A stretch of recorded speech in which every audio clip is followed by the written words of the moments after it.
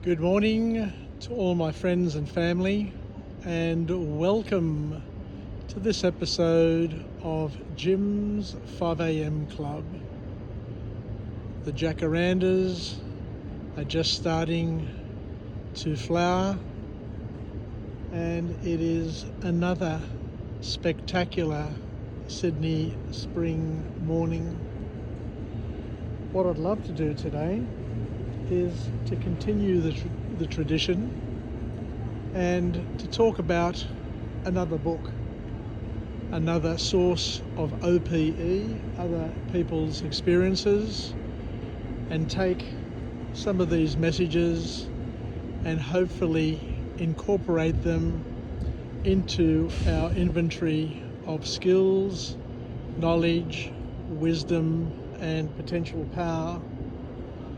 The book that I've selected for today's episode is entitled How to Traumatize Your Children by Knock Knock Books, and this book was published on the 30th of October back in 2007.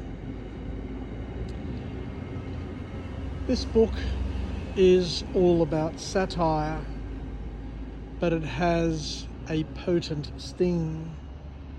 How to Traumatize Your Children is a darkly funny mock self-help manual that walks readers through various parenting styles, not with the aim of improving them, but of perfecting the art of dysfunction. Think of it as the opposite of every wholesome parenting guide that you've ever read.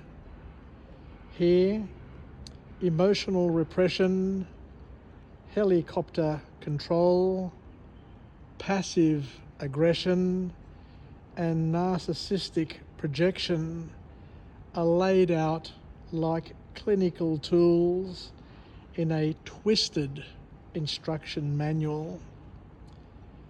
Behind its irreverent tone and exaggerated humor, however, lies a surprisingly sharp mirror. It reflects the subtle and not so subtle ways parents can leave lasting marks on their children, sometimes without even realizing it. If you can laugh and wince at the same time, you'll get the point. We're all capable of messing up our kids and grandkids and all of those children that we have in our sphere of control. And self-awareness is the first step toward doing less harm if possible. It's important to understand that this book isn't for everyone. Sensitive readers or those deep in trauma recovery may find it really, really uncomfortable.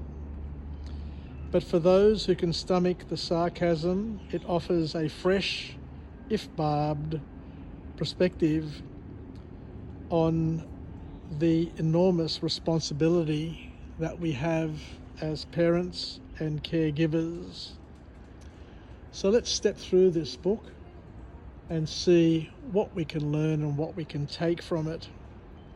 So the first key message to come from this author or these group of authors is that every parenting style, when taken to an extreme, can become harmful, very, very harmful. Whether you're a control freak, an absentee parent, or a smothering helicopter, this book illustrates through biting parody how any approach, when overdone, can produce long-term emotional fallout. Trauma isn't always loud and not always obvious. One of the book's strengths is how it highlights the quiet ways dysfunction seeps in. It seeps in through unmet expectations. It seeps through with subtle guilt trips. It seeps around and under through favoritism and overprotection. And it reminds us that trauma often arises disguised as normal parenting. Another point to come from this book is where we learn that self-awareness is our greatest parenting tool. By holding a funhouse mirror up to unhealthy behaviours, the book urges readers to reflect. Do I ever do this? What messages am I sending to my child unintentionally? The sarcasm that comes from this book disarms defensiveness and invites introspection at the very same time. We also learn from this book that humour is a powerful way to engage hard truths. This isn't a psychology textbook, but it teaches you through laughter. That awkward chuckle you'll have while reading certain pages. It's the sound of your recognition, and recognition is often the beginning of powerful, productive, and meaningful change. And the last message to come from this book is where we look at parenting and understand that perfect parenting doesn't really exist, but conscious parenting does. Ultimately, this book nudges us towards the realization that trying too hard to be perfect is in and of itself its own form of unrelenting trauma. What children deeply need most isn't flawless parenting. It's parenting that has presence, humility, repair, and honesty, all bound together in the one package.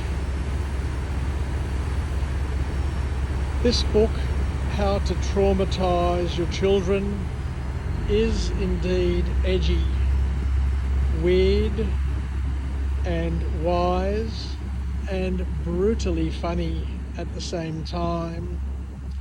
Whilst it's not, as we mentioned before, a traditional parenting book, and certainly not a step-by-step guide, it works as a kind of wake-up call. If you're brave enough to laugh at your own potential missteps, you'll find in these pages both entertainment and uncomfortable insight. At the end of the day, it is indeed a parody, but like the best satire, it hits closer to home than what we would love to admit. So thank you very much once again for joining me on this episode of Jim's 5am Club, and I look forward to coming to you again from another place and with another message of empowerment. Take care, yasas, and bye for now.